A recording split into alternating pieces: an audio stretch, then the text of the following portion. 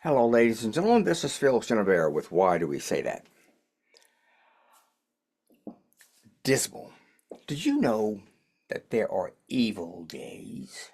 Yes, evil days. Some days are okay, but some days are not.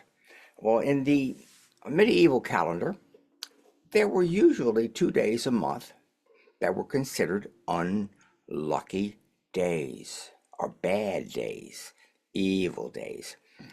For example, they said January the 1st, January 25th were two evil days. Now, Latin for evil is, well, dies male means evil or bad days.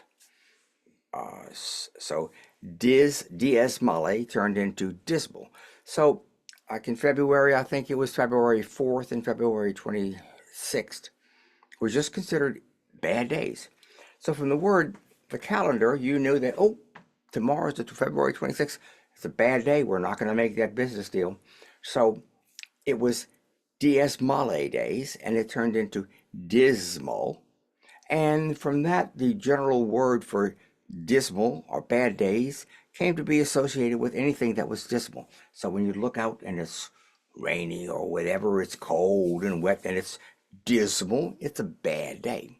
But it all stems from the fact that people believed that there were bad days. Dies Male, dismal. This is Phil Chenevert with You Didn't Ask for It, but I'm telling you anyway. Why do we say that? Dismal. Okay, folks,